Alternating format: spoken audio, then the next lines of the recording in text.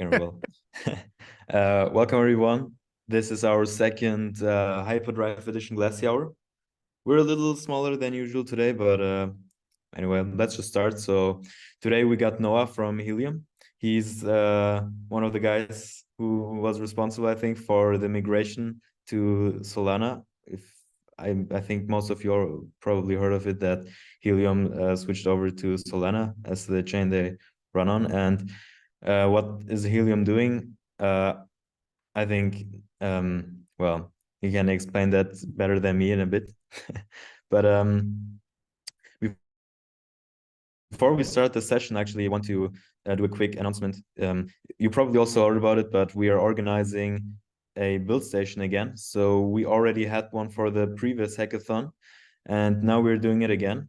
So what is Build Station? If you haven't heard of it, it's a 3-week-long co-working space where builders, enthusiasts, and artists get together to ship for the Hyperdrive hackathon.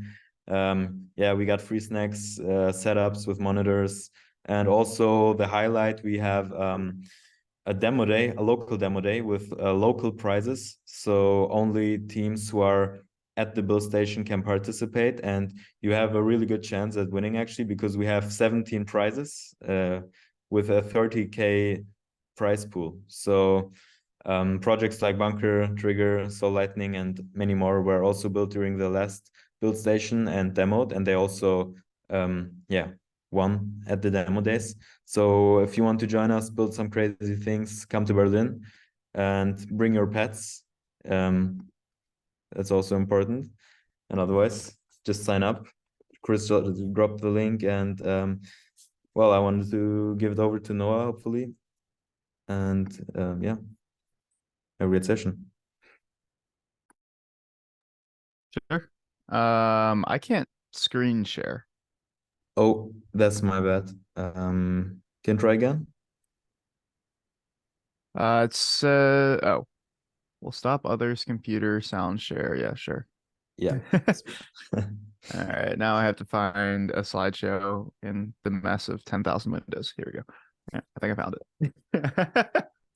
it. You'll have to excuse the shitty slideshow. I did manage to find one that was like somewhat Helium branded and then like tore it to shreds, but yeah, it's not the focus here. So yeah, today's Glassy Hours, vaguely talking about DePIN. I figured since this is for Hyperdrive, I'd talk about kind of one, what DePIN is, if you're not familiar, but then two, kind of the major technical design decisions that you're going to face when you're trying to design something like this, and mostly from like a protocol perspective. I'm not going to get too deep into hardware, which is honestly one of the parts that makes DePIN extremely hard, is you have to actually figure out how someone's going to manufacture some, physical piece of hardware for you. But I also won't get into that. So my background, just maybe relevant here. Early career was doing web dev stuff. Prior to Solana, I was actually leading a team of on big data infrastructure in TradFi. So it was, processing massive streams of data and kind of indexing them so that people can query them effectively, which is sort of an interesting transition into blockchain where the resources are just so much more constrained and nothing is scaling horizontally. But weirdly happens to have some overlap with DePIN, especially when you're talking about something as large as Helium, which kind of starts to break the throughput requirements of blockchain. My journey in Solana started in 2020. If some of you know me, my brother built the NFT protocol on Solana, and kind of shortly after he dragged me on here. So founded my own company, and then that company was acquired by Helium in October of 22. And then pretty shortly thereafter, we were basically hired to do the migration. So turducken the blockchain from the Helium L1 to the Solana L1. So for those of you who weren't familiar with that, Helium used to be running on its own blockchain, which was written in Erlang, I think. And it just kind of started hitting the limits of scale. Part of this was because they were actually doing all of the kind of DePIN calculations, so like proof of coverage on chain. And so it was just a lot of volume to process, and the thing was crashing, and it just wasn't really worth the amount of effort to maintain it, which is, I don't know, kind of an interesting side point on running app chains. Anyway, yeah, there's the one slide that looks cool. What is Helium? So Helium enables people-powered networks. It is probably one of the first examples of a DePIN network. So DePIN stands for Decentralized Token Incentivized Physical Infrastructure Network, which is like a giant mouthful, and I don't know that I love the terminology there, but it's really easy to think about, especially Helium, right? People want access to wireless coverage, right? Whether it's your phone and you want 5G coverage, or you're building a network of sensors, like you need to, monitor the moisture of soil on your farm, and you need something more low power, like LoRaWAN, which has a longer range. Either way, you need wireless access, and the best way to get it isn't necessarily through traditional means where, Verizon goes and they have to go lease a rooftop from some landlord to try and put, a 5G antenna up there. The best way to do it is for individuals to just go put up their own hotspot, and then everybody around them can use it. And so typically in DePIN systems, you have some people that are deploying some hardware, that's the physical infrastructure, and in exchange for doing that, they're rewarded with tokens. And then typically the demand side, to the people that are using that, physical infrastructure, has to somehow, burn the tokens or pay the tokens to use that infrastructure. So in Helium's case, we have this concept of a thing called a data credit, where you, instead of paying HNT directly to use the network, which would kind of result in unpredictable costs because cryptocurrencies are volatile, you instead say, hey, maybe 1 megabyte of data equals 1,000 data credits. And if you use 1 megabyte of data on the network, you have to burn 1,000 data credits. And you acquire those data credits by burning HNT, but you burn them in a dollar delimited amount. So you can actually burn, $1 worth of HNT to get, I think it's 10,000 data credits. So data credits are effectively a stable peg, which means that you can have really predictable costs, which I think is important, and a lot of DePIN networks kind of miss that. But we'll talk more about that in a bit.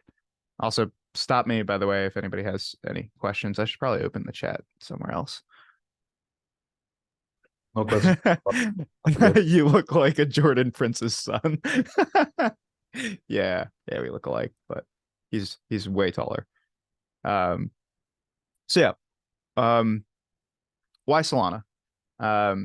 So most DePIN networks, I mean, first of all, it's not really worth doing if you're not gonna go big with these things. But the point of a DePIN network is usually to solve the chicken and egg problem. So, the chicken and egg problem for Helium is nobody wants to use a wireless network that has no coverage. But equally, nobody wants to go provide for a network that has no users. And so it's really hard to bridge that gap. So they need to be big. Most DePIN networks require hundreds of thousands of rewardable entities, where I kind of loosely call rewardable entities, miners, etc. And they require frequent micropayments, right? Like, people want to be rewarded for providing this infrastructure in real time. So this pretty much eliminates Ethereum and Bitcoin off the bat, right? Because the transaction fees are extremely high. And if you have hundreds of thousands of things that you're trying to send to multiple times a day, it's just not feasible. The throughput isn't even there. So, and then like for Solana, particularly the short time to finality just enables better UX. Like, I've really only built on Solana. I've tinkered around with Ethereum, but like when you're building an application on Solana and you click a button to do something, you can just show like a circle loader instead of like, well, come back in 7 minutes. So yeah, if you're here, you probably are already convinced that you're going to build on Solana, so I don't really need to do that much selling. But it's pretty much, I think, the best place to build DePIN. As an aside on app chains, I think they they really only make sense if you're trying to do some specific optimization that your project needs. And that's kind of what Helium was trying to do, where they were trying to do all of the proof of coverage on chain. The problem is blockchains inherently are not scalable. I know like Solana is the scalable blockchain, but like, look, these things cannot handle the scale of Twitter even, right? Where they have millions of messages a second going. So Helium started to hit that scale. At one point, there were almost 1 million hotspots, and they're all chattering with each other. And there's tons of sensors that are communicating on them. So very quickly, you leave the domain of blockchains. Like the bandwidth is just not. It's not possible to do it. So doing an app chain doesn't really get you that far if hitting that scale is you're only a few steps away from hitting the scale where you need off-chain calculations, basically. So you're in the hackathon, you want to build DePIN. I think the first thing you need to do is kind of decide the type of DePIN that you want to build.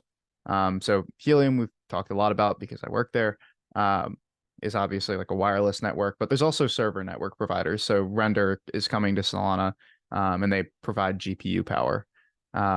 So you can, effectively pay them and Render tokens to just, I don't know, train an AI or something like that. I haven't actually used Render. I have used Genesis Go and Arweave. Those are file storage systems. I've also used Filecoin. These are fairly common, just like decentralized storage infrastructures. So you're effectively, loaning out your hard drive to people, and people are paying to store their stuff there. Sensor networks are really interesting. So like Hive Mapper, people actually drive around with a little camera on their dashboard, and it maps kind of Google Street View style. But it's a lot easier for them to get a lot more coverage because people just, if they're an Uber driver, they just chuck it on their dashboard. Hive Mapper actually uses Helium to make sure that people are actually in the location that they say they are, which is interesting. So sensor networks kind of use wireless networks, and there's a good amount of overlap in the DePIN space. Energy networks, I've read about these. I've not actually seen one, but there are people interested in energy networks where, for example, if you have solar panels and you don't use all of your electricity for the month, somebody else kind of pays you for the excess, and kind of doing that in a decentralized way. It's a little bit hard because power grids themselves are centralized. So, where all the measurements are taking place. It's a hard thing to decentralize, but it would be really, really effing cool if somebody did. So yeah, now we'll get into kind of the technical stuff, right? The first thing that I did when I came to Helium was, well, first of all, was a fire hose of information trying to understand how all the current stuff works. But generally, when you try to design an on-chain system, the first thing you're trying to do is figure out the data model. And usually to figure out a data model, you need to break your system down into actors. So, what are the actors in the Helium system? We have the supply side, so people who are getting rewards, and that's IoT hotspot owners, 5G hotspot owners. The Helium Foundation itself is kind of a participant in this. There's actually like an operations fund that ensures that we, can continue to operate. In the case of Helium 5G, which if you don't have the $5 mobile plan and you live in Miami, you are basically just burning money. I don't like, if I were in Miami, I'd be using that. I actually use it in Chicago and it has pretty good coverage anyway with the 5G. Anyway, there are mobile carriers right now. Nova Labs is the only carrier. And then there are mobile mappers, so people who like actually map out where the network coverage is, which, fun fact, you can do on your phone. If you have the Helium mobile app, you just like turn that on. It occasionally pings your GPS and hits the towers, and you're in mobile tokens. It's pretty cool. Demand side is pretty obvious. You've got the sensor users, so people who are deploying sensors, and you've got mobile subscribers, like people who are actually using this 5G network. But you need to accommodate all these on chain. So the next thing you kind of need to figure out is your tokenomics. Tokenomics in DePIN is probably the most important thing you're going to do, but it is extremely complicated. So DePIN networks aren't like, traditional token launches where all the supply is accounted for from the get-go. You start with no supply, and then you kind of slowly emit supply to people who are mining, right? And generally, your goal is that there's some end state, call it 50 or 100 years from now, where the cash flow in equals cash flow out. And I think a lot of people in crypto don't realize this, but like eventually that has to be true, right? Like the amount of dollars being spent on the network has to equal the amount of dollars getting, paid out to miners eventually. Um, it's like, physics, the conservation of energy, right? But in the early state, early participants are taking on increased risk, right? You've got that chicken and egg problem. If I go and I set up a hotspot for helium and there's only 10 other hotspots in the world, well, one, it's very unlikely that there's ever going to be any demand side because there's no coverage. So early participants tend to receive more tokens to compensate risk. And this is how you solve the chicken and egg problem effectively. So, helium follows a halvening schedule, kind of like Bitcoin. And, the halvenings are interesting. I think you could also do the same thing with just like a continuous decrease in tokens every epoch. But the general idea is eventually you get to a point where the amount of tokens that are burned should equal the amount of tokens that are minted. This is a concept called mint burn equilibrium, which if you want to nerd out on that, reading the helium improvement proposals is a pretty good start. I forget which one introduced mint burn equilibrium, but it's a pretty cool idea. So yeah, define your tokenomics. This is kind of a simple flow, right? Where people spend, HNT and miners directly earn it. That's not actually how it works, because we have this concept of data credits where, people who are using the network want to have some understandable price, right? Like I'm going to pay $1 per megabyte. So what actually happens is you burn $1 worth of HNT, you receive 10,000 data credits, you spend that, and then these HNT eventually get reminted to reward the miners. Now, even this is actually inaccurate because now Helium has subDAOs and subDAO tokens, but I'm just not going to get into that. Helium is like a fairly progressed DePIN network. Like it has gone through a ton of stuff. The community has voted on doing an incredible amount of things. You probably start way simpler and then you get to Helium over time. Like I don't think you just start out with subDAOs, so it's probably not worth going into. So yeah, data model. How do you represent all of these guys on chain? One person potentially has many miners. You have these complex flows too, right? Miners are created by a manufacturer. Miners must be approved by a manufacturer before they can be onboarded, which is kind of an anti-gaming, which, by the way, I'm not going into it here, but anti-gaming is also probably one of the hardest problems in DePIN. No matter what you do, if you're rewarding people tokens for doing something, they're going to find a way to abuse it. And Helium has an ongoing battle against people that are trying to pretend that they're providing coverage when they're not actually providing coverage. And even with like mobile mapping, there were people that were like putting phones on rocking tables and trying to convince the system that they were actually mapping. It's just a constant battle. But from a protocol design perspective, you need to have kind of a permissioning system to issue these things. So our solution was using compressed NFTs, right? It kind of makes sense. One person can own many hotspots. One person can own many NFTs. It's really convenient to represent these rewardable entities as NFTs because when I go and I use Soulflare wallet instead of Helium wallet, I still go to my assets and I can see all of my hotspots. It's not some like hidden thing on chain. And then you can actually use these NFTs as kind of a homing beacon for rewards.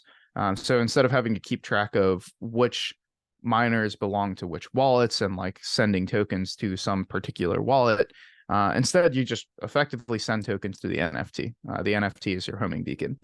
And it also means that owners can freely transfer both the physical and the digital assets. So if I want to sell my miner to my neighbor, I can sell my miner to my neighbor and then transfer the NFT to the neighbor.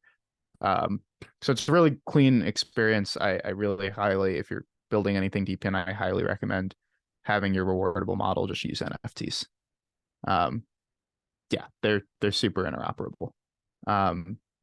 So now that you've got your data model, you've got, I'm going to have some smart contract that issues these NFTs after some flow, right? The maker approves. So I have some concept of a maker. You got to figure out, your actions, right? So a DePIN network is sort of like a circulatory system. You've got tokens that are flowing to all of these rewardable entities, and then you've got people that are burning the tokens to use the network. And most systems need some kind of heartbeat. So for Helium, we define one epoch as 1 day, and rewards are emitted once a day. It just makes sense to do this instead of doing it continuously because you save on a ton of calculation, ton of transaction fees, etc. So the way we did this was just a permissionless endpoint. Well, actually, there's a set of them that get triggered by a cron job. They used to be triggered by Clockwork. Fortunately, Clockwork is no longer a thing.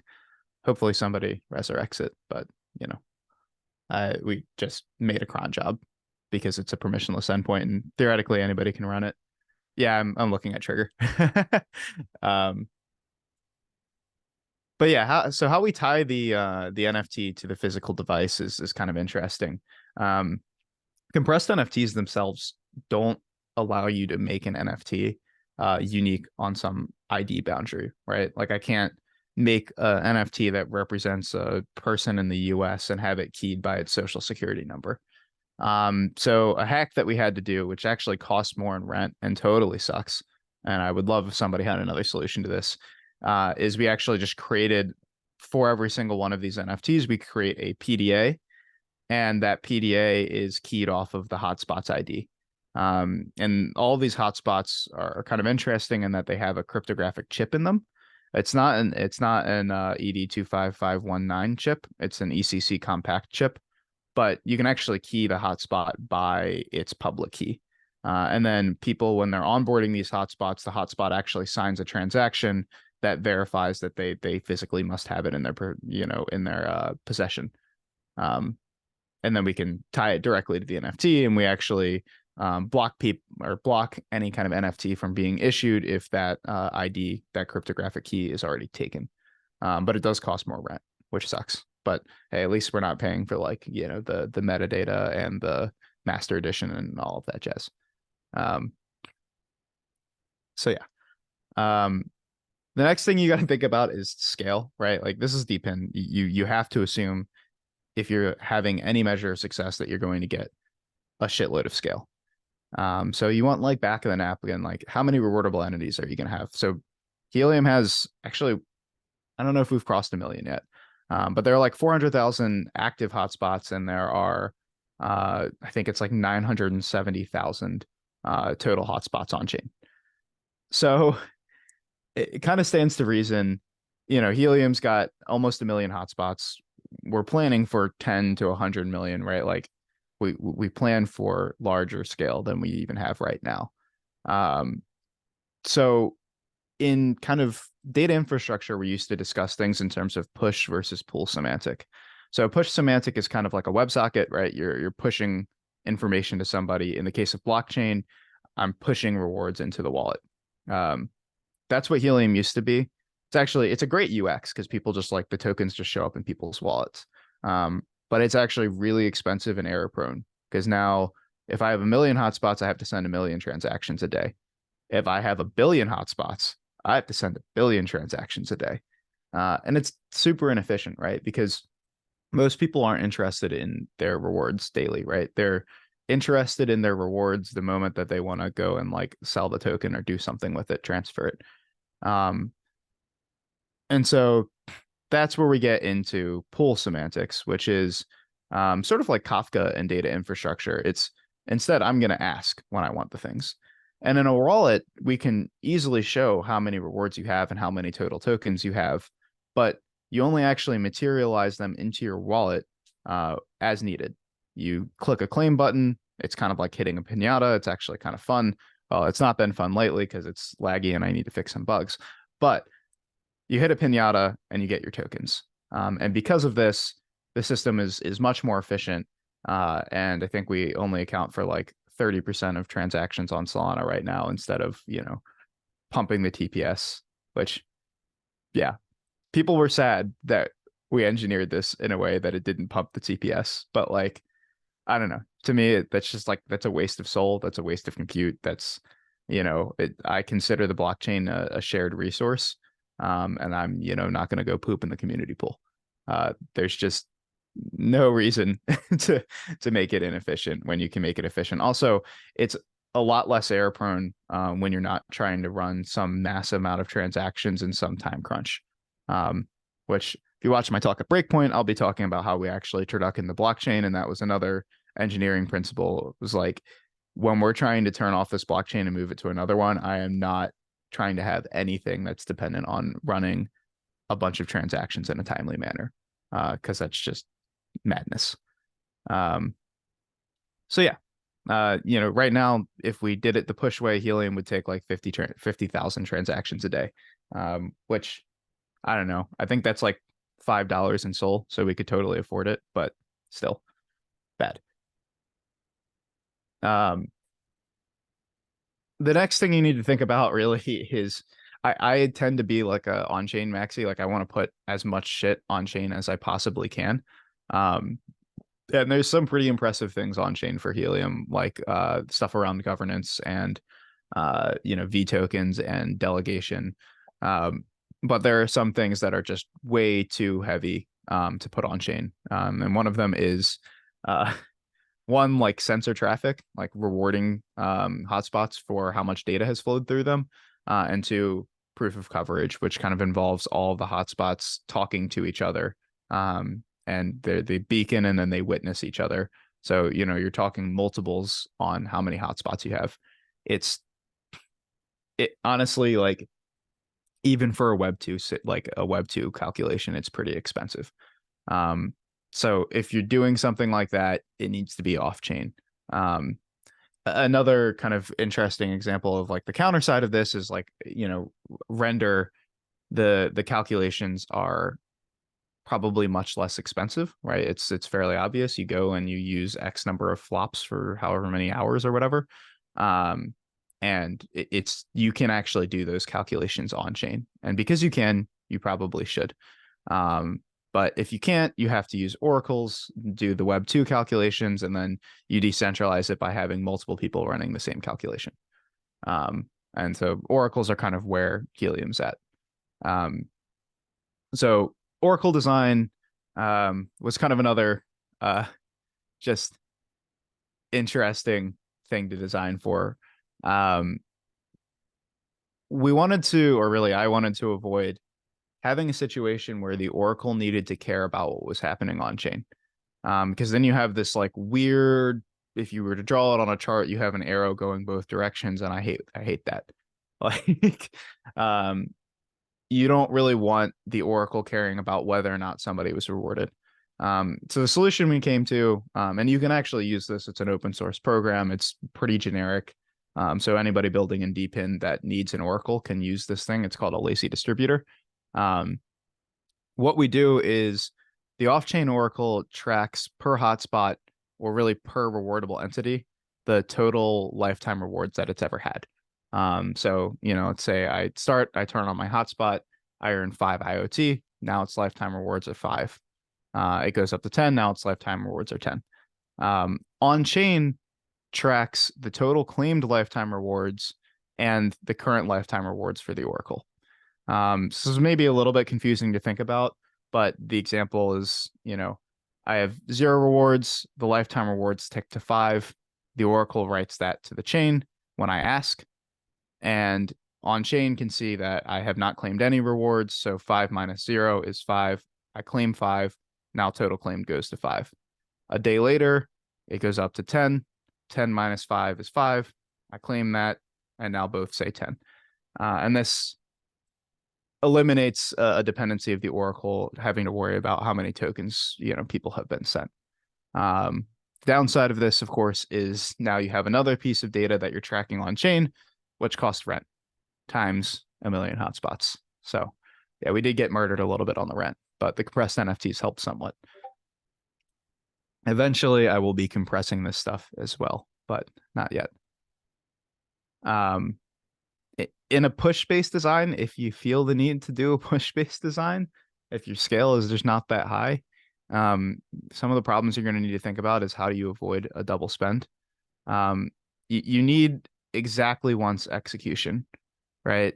So if we go back to the lazy distributor, it's very easy to guarantee that I send you your rewards exactly once, because on chain, your total claimed rewards gets incremented once you've claimed them, right? It's an atomic transaction where that number ticks up and then you get sent tokens.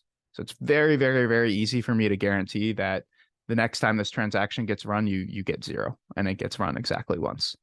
If you're trying to shotgun 100,000 transactions, avoiding double spend is really fucking hard. And that's where like a lot of people try and do this where they guarantee exactly once execution via some external data store, like they're writing to Redis or writing to Postgres. I am telling you, there be dragons. Please do not do this. There are failure scenarios that you're not thinking of, and you're going to accidentally send too many tokens, or you're going to miss sending people tokens. And then people will be very upset with you. So if you're going to do this design, I suggest some kind of like bitmap or state on chain to ensure that transactions get executed exactly once, or that people are sent exactly what they should be sent. And you can use things like Merkle trees to kind of write what the state should be on chain. But yeah, that is a kind of bird's eye overview. I just an aside, these pool based models generally involve pools of tokens that people are pooling from. If your protocol has a mint authority or pools of token, please, God, use a circuit breaker. The amount of exploits that I've seen where accounts just get entirely drained from a protocol and it's millions and millions of dollars worth, it is absurd. And it's completely preventable. Put a circuit breaker on it, have it stop transactions when 20% of the account has gone missing in 24 hours. At least then you have some time to act. I mean, you still lose 20%, but 20% is a lot better than 100%. And there's really not many situations where you're going to see 25%, 20% disappear in a day. That's not an exploit. So please, please put circuit breakers on things. That code is also open source, but I think a few other DeFi protocols have also done separate implementations. Okay, cool. Sorry. Monologuing a lot. Does anybody have questions?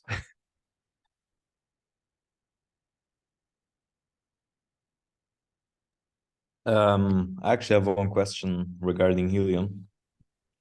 Sure.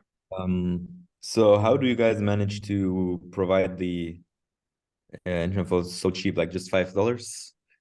Is it currently more like that Helium Foundation is putting in money to like for the beginning, like that the network can grow, or does it actually that cheap to run a decentralized network?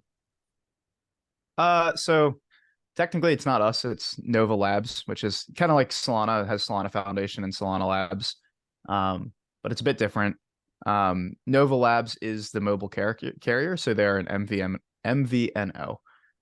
So what MVNOs do is they effectively resell like T-Mobile coverage. But the whole MVNO game is you effectively try and batch people into different spending ranges and then get the appropriate T-Mobile plan for them. And often you can make it way, way, way cheaper because a lot of people are on Wi-Fi most of the time and don't actually use most of their data. So that gets you it can get you decently far, putting people into the right boxes. But really a plan like $5 a month is insanely cheap. And the only way that it actually works is if people are, for the most part, using Helium hotspots. So there's some threshold which it crosses where people are using Helium hotspots instead of T-Mobile 5G towers for let's say 70% of the traffic, and at that point it becomes cheaper because the Helium network is just so incredibly cheap to use compared to these giant centralized behemoths.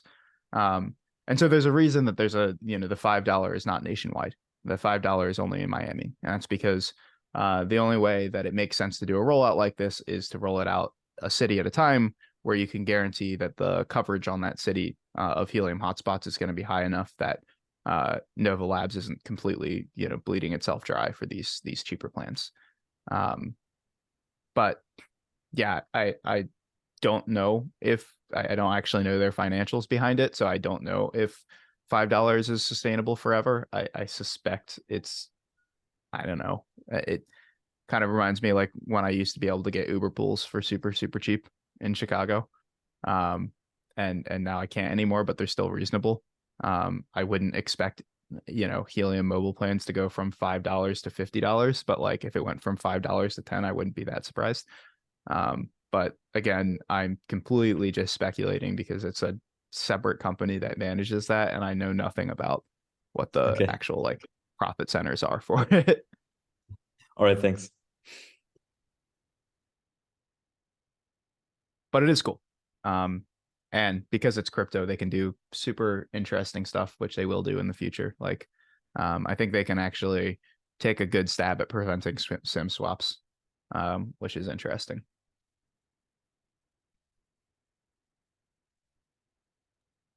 Do we have any other questions for Noah?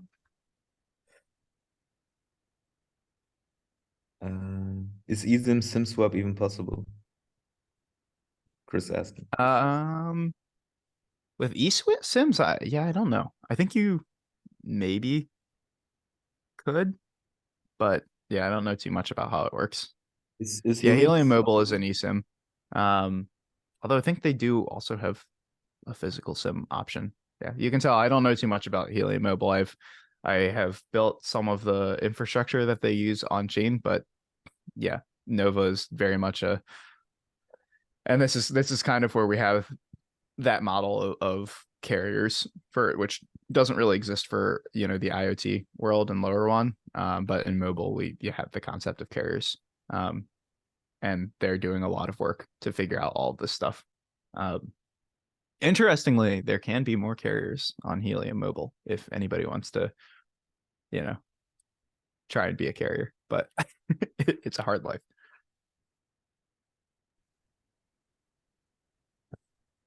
Oh yeah, Max is also asking a question. Oh yeah, the new governance. Yeah. So yeah, this was just a result of, I mean, Realms did not have the advantage that we have now, and that Realms started, honestly, I think they were building Realms before I even started working on Solana. So this was like 2020. I think my brother actually wrote the initial version, and then Sebastian took my brother's terrible god awful code and turned it into Realms. But it's a really big monolithic on-chain program that does a ton of stuff and has basically had to learn a lot of lessons over the last 3 years as DAOs have kind of evolved. Now that we have the hindsight of those lessons, I basically took those lessons and turned it into a more modular offering of governance. So we were just having a lot of issues integrating with Realms because the on-chain program is very difficult to reason about. It's large. The SDK is kind of tough to work with, and Helium's needs are super specific, which tends to happen with big organizations forming DAOs, right? So Realms is still probably the best place to go on Solana for like, I want to just click a few buttons, put in my token address, and create a DAO. But for someone like Helium, where we have just so much custom stuff, it's very hard to use a one-size-fits-all solution. So modular governance does not have like a defined UI. There's no like one-click setup, but it has a very easy to use SDK, and all of the smart contracts are super simple. They're like less than 10 endpoints each. They don't do very much, and so it will be easy to make them immutable at some point, which is also one of the goals. And the idea is you just like mix and match them. So I guess probably the best example of where you would want something like this, and where we got kind of caught up with Realms was Helium has very specific quorum requirements. So for a Helium vote to pass, you need to have 66% of the voting population have said yes. But you also need a certain weight, like a certain threshold of votes to have happened on that yes for it to be valid. So for example, if you get 66% yes, but only 2 tokens voted, like we're not going to change the whole network based off of 2 votes. A lot of people have very custom quorum requirements like that. And there's things like early tipping, and Realms tries to accommodate all of them, but it's just it's not able to. Things like, you know, how you want your vote controllers to work. I don't know. It's an interesting alternative to play around with, especially if you're trying to build your own governance UI from scratch. But it's still very early stages. We're probably going to have we had a testing vote on DevNet with it and worked very well. And it's pretty snappy. We're probably going to do a mainnet test with it here pretty soon.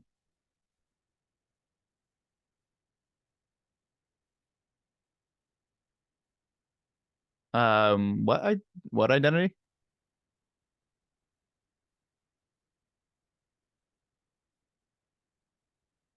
Oh, I think I can also talk. Yeah, I think you I think you mentioned, can. It's a small enough meeting. yeah, you know, I was trying to type with a cigarette in my hand. Sorry. I was curious because you said 66 vote quorum is 66% and like only 2 tokens. So you mean that like 66 of the operators vote versus No, just like 66 66%. of the tokens? Yes. Yeah. Like 66% of the tokens that voted. So if you have, I mean, the classic example would be like 2 yes votes and 1 no vote would be 66%. Okay. Yeah. So Realms allows you to do 66% or have a threshold, but it does not allow you to do both. Yeah. Yeah. But yeah, it has just been a long and brutal battle with with the realms and SPL governance and all of the SDK stuff getting our voting working. It just makes sense to have a much simpler set of contracts to do it, because we also don't have so I wrote into modular governance the ability to have you know, like wallets and a DAO executing transactions. But notably Helium doesn't actually need that and doesn't use that. And so, you know, there's a whole bunch of complexity in SPL Gov around that particular set of actions, and we don't even need that. Yeah, we have a lot of issues with DAO to DAO voting. It's kind of complex. I think it's definitely a patchwork afterwards. Probably something we need to sort out. No, it's cool. I like the idea that there's a new tool. I think there was another team, I think Marinade was working on and have trouble like implementing like liquidity gauges and stuff like that. Just actually referring them to you to look into that if that's maybe an easier route. Yeah, it needs to go. What I haven't had time to do because we've had a bunch of other stuff to do, but it needs to go through the same ringer that Realms has gone through. In other words, like it's not going to be a viable thing to. I mean, it is a viable thing to use right now for us, but in order for the code to get battle hardened, it needs like 4 or 5 really advanced DAOs trying to do complicated things to beat the crap out of it. And if it can stay simple to use and have a reasonable SDK after that, then we've really got something. So yeah, if Marinade wants to look at it, yeah, 100% will help them. You know, you do your best designing these software architecture systems to try and make them like as composable and easy to reason about as possible. But you don't know what you don't know until you find out that you didn't know it. And that is what often leads to, you know, these hairballs. Yeah. The 3 versions of every account type. Love it always. I'm doing patches. You need Oh to God. you need to wonder about a V2 DAO that is partially upgraded to V3 or something like that.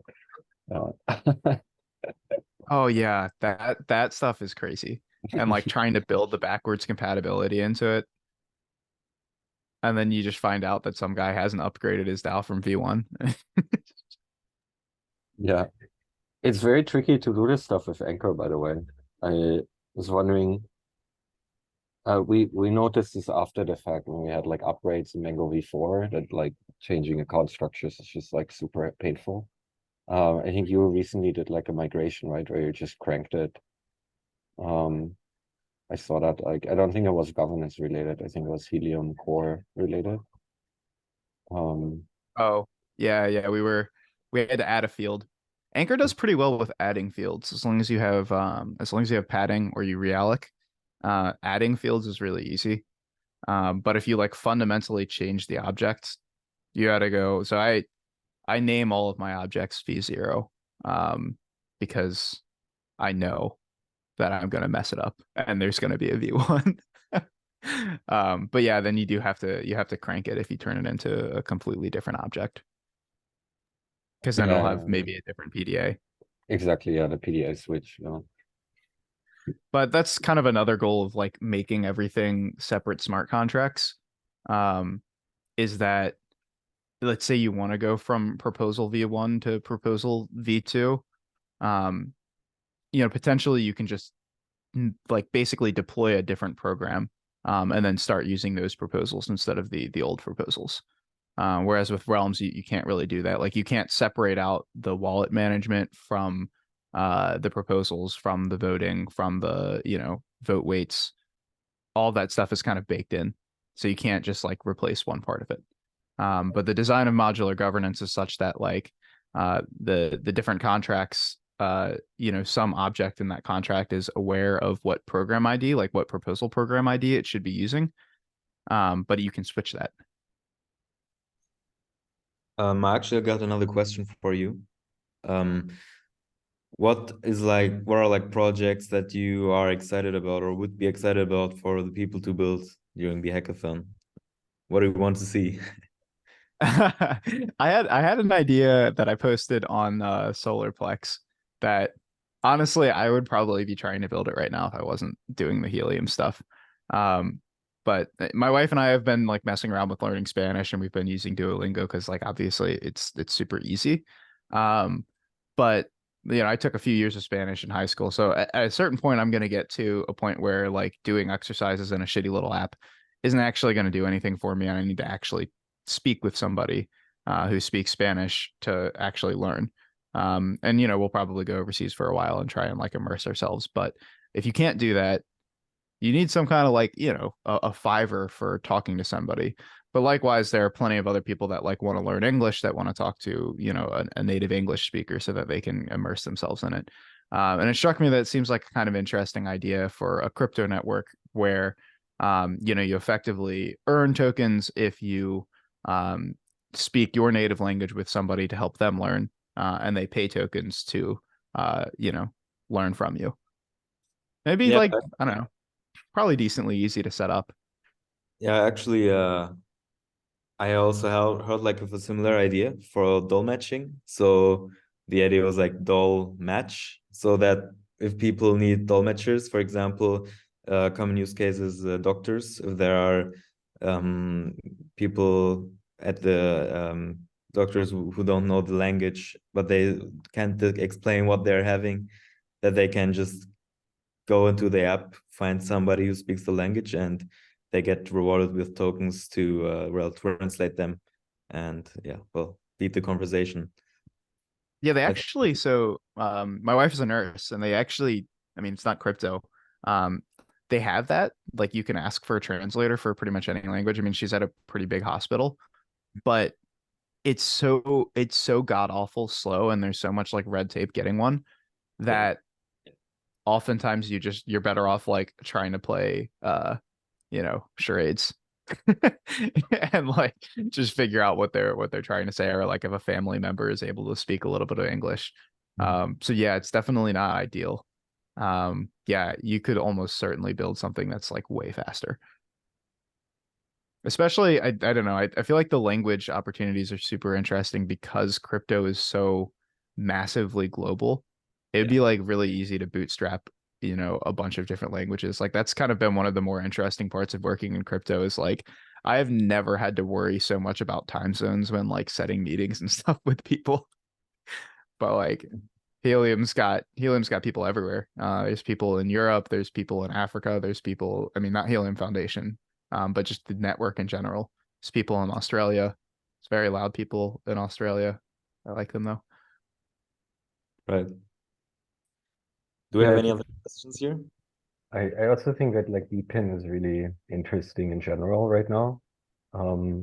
Because every time you can like unlock people's spare hardware or like excitement for a hobby to run something themselves, right?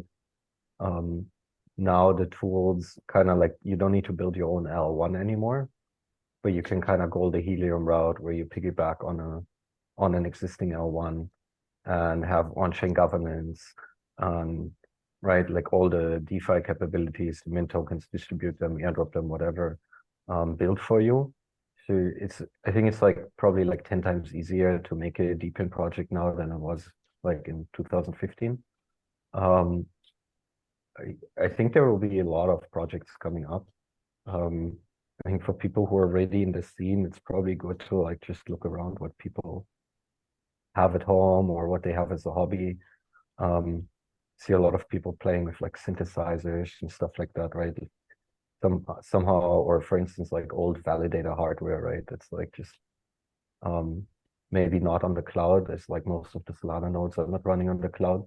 There should be like spare capacity of different people that would be interested to use that to mine a new coin or like contribute, right, infrastructure to a network. Yeah, it's actually, I mean, interesting you mentioned that because with Solana, it'd be so easy to bootstrap something where it's just people have hardware laying around. Like Hive Mapper and Helium are kind of unique use cases where it's like you actually have to build the hardware and get people to buy it. And that's so hard. But something like Render or Shadow Drive where like you just have, hard drive or GPU sitting around. Yeah, I think you're gonna see a lot of that. Man, talk about the people who tried to do DePIN back in 2017, how fucking crazy they were, especially Helium. Like we're gonna build Wi-Fi or we're gonna build lower one hotspots and a blockchain and all of this governance. And we're gonna do it all ourselves. Yeah. How long Those did it guys are take you to port all that to Solana, like overall? Where you think like how much was the workload versus how long did it take them to develop everything from scratch before? Oh, I mean, they I can't remember. Actually, Chris probably knows this. Chris, when did they start writing their own blockchain? Was that 2019 or 2017?